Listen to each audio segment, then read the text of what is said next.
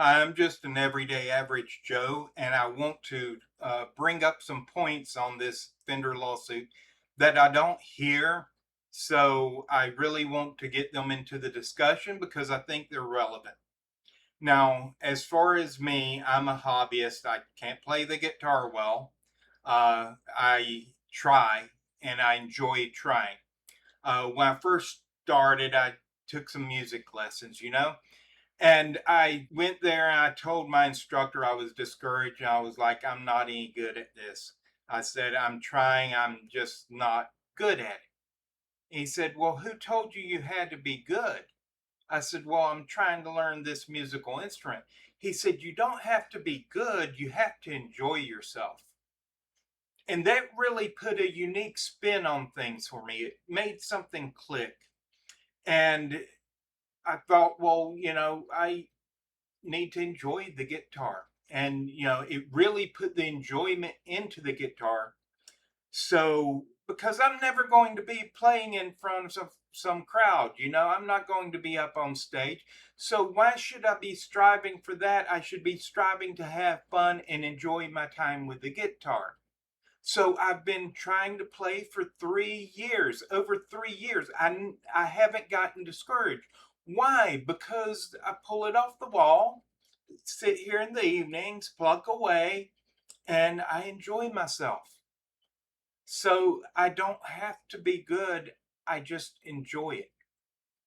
And that's a great thing about the guitar. Now, for my background, I belong to Fender Play and I've been doing so for 2 years, learn how to play the guitar.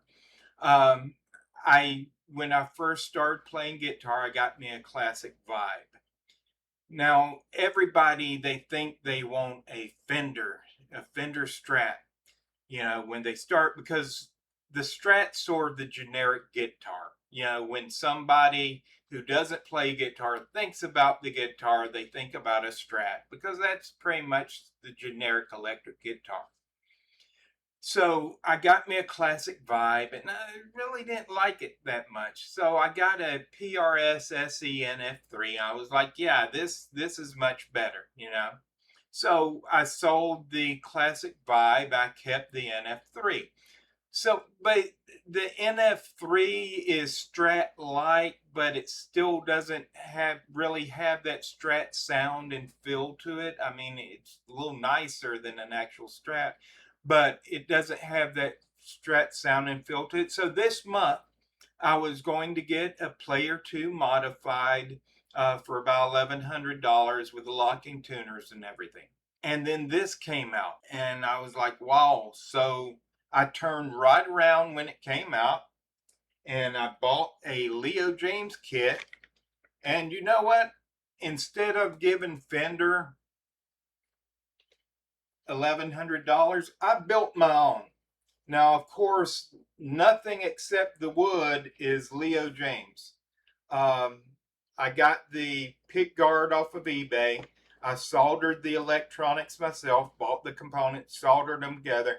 These are Wilkinson vintage pickups. I think it's a Music Lily trim. Um, and it sounds good. I like it. It's beautiful. It feels great. I'm going for a relic look, so I haven't put a finish on it so it can get scratched up and a little worn and faded before I put a satin clear coat on it. But I love this guitar. And I think I spent the kit was like 75 bucks for the neck and the body and some cheaper electronics I threw in the garbage. But the kit was like 75 bucks, and then I spent like 2 or 250 on the parts, upgraded it with the locking tuners and everything. So I spent like 2 or 250. So for $300, I got a guitar that I will enjoy more than that $1,100 Player 2 modified, especially when it has Fender on the stock.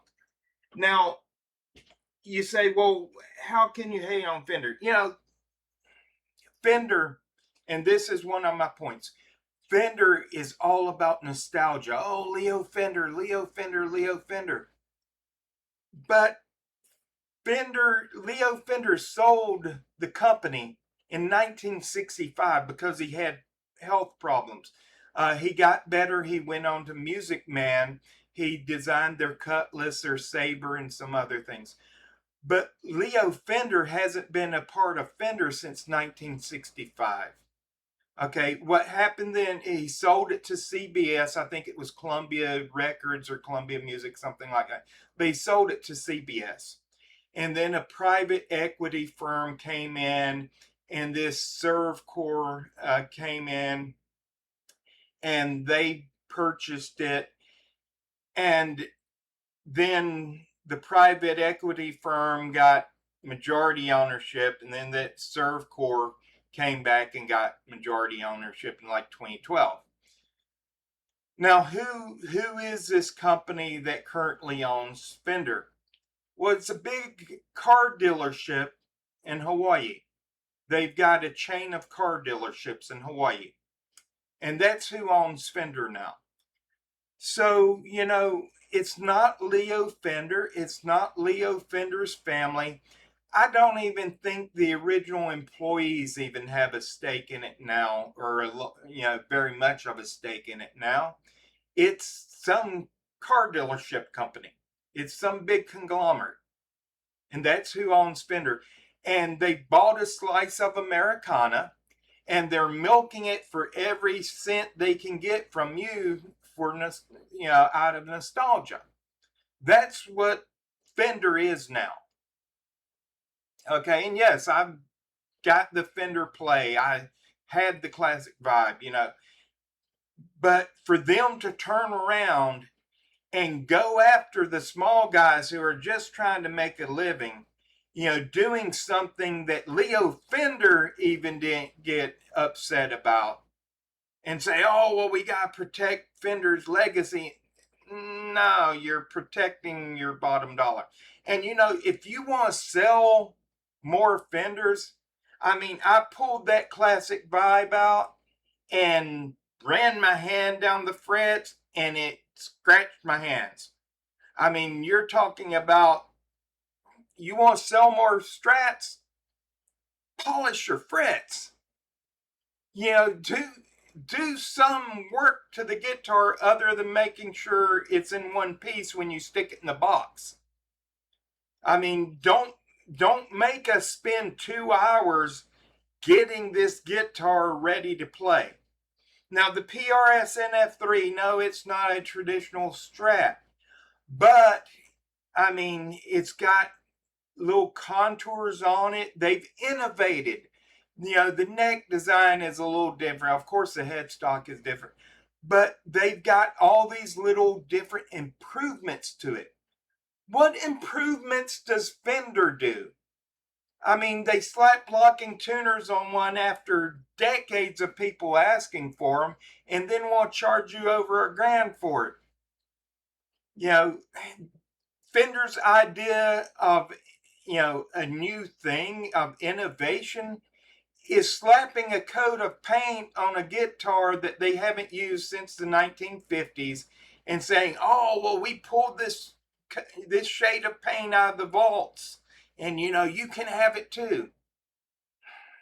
A guitar is more than paint. Do something original, do something new. Take the designs, improve them. Take care of quality control. Polish your frets. Polish the frets. There's so many things. If Fender wanted to sell more Strats, they could do. And they're being dishonest with this. It's this big conglomerate going and trying to crush the little guy, so they can get every last dime out of this nostalgia craze. That's what it is. They're not innovating. They're not moving forward. They're not progressing. They're milking you for every single penny you got.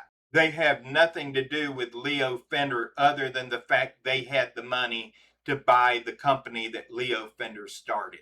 And they're totally twisting things when they say, oh, well, people try to be dishonest by calling it an S-style body or, an ST body. Well, you trademark the name Strat. You trademark the name Stratocaster. So what are they supposed to call it? It's a generic design that you haven't done much to improve on. So, they can use it. It's been in the public domain for what, 70 years? They can use it, but you trademark Stratocaster. You trademarked Strat. So what else are they supposed to call this design that they can use when you trademarked the names that they would call it? And then you're trying to say that they're being dishonest by calling it that. That makes sense to you? Doesn't make sense to me. So those are my 2 cents. They lost somebody who was going to buy a Player 2 modified this month. I bought a kit. I built my own guitar. I will enjoy it just as much, and it sounds just as good to me. So say what you will.